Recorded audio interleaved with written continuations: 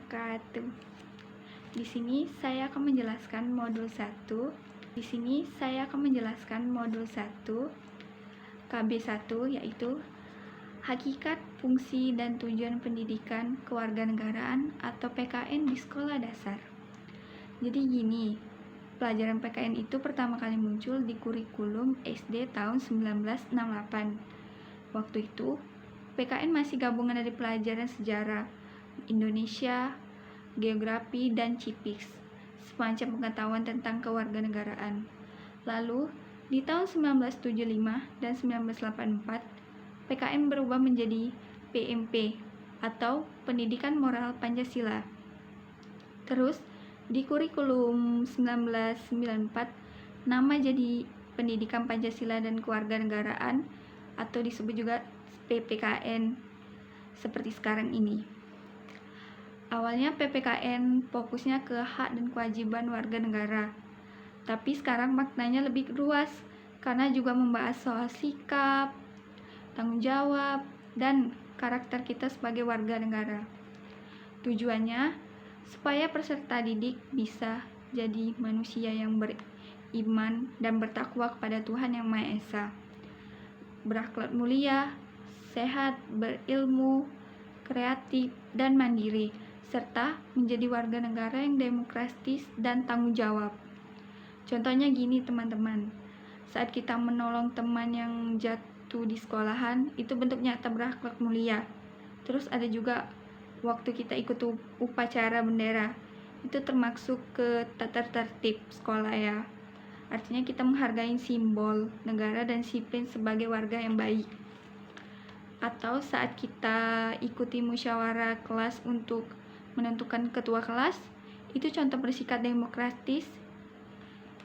Jadi lewat PPKN di SD juga punya tulisan pembelajaran yang penting, yaitu supaya siswa bisa berpikir kritis dan rasional saat menanggapi masalah di masyarakat, aktif dan bertanggung jawab di lingkungan sekitar, serta bisa berperilaku positif dan menghargai perbedaan.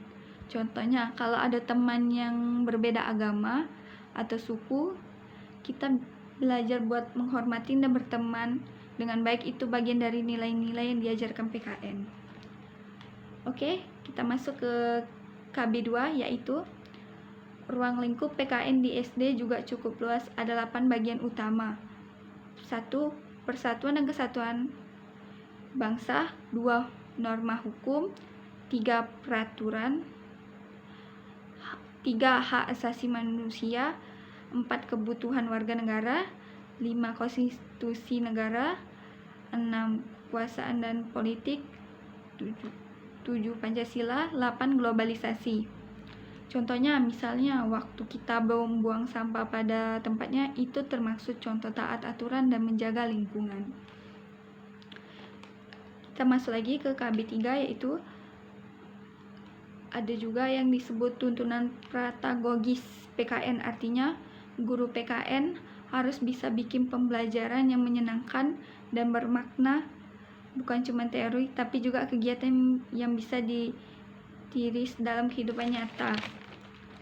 Contohnya, guru bisa ngajak siswa berdiskusi, bermain peran, atau simulasi musyawarah. Biar siswa bisa langsung praktis sikap demokratis dan tanggung jawab sosial. Guru PKN juga harus teladan, karena siswa bakal belajar bukan cuma dari apa yang dia dengar, tapi dari apa yang dia lihat. Nah, dari semua penjelasan tadi bisa kita simpulkan kalau PKN itu penting banget buat membentuk kita jadi warga negara yang cerdas, jujur, berkarakter, dan cinta tanah air. Terima kasih. Wassalamualaikum warahmatullahi wabarakatuh. Dadah.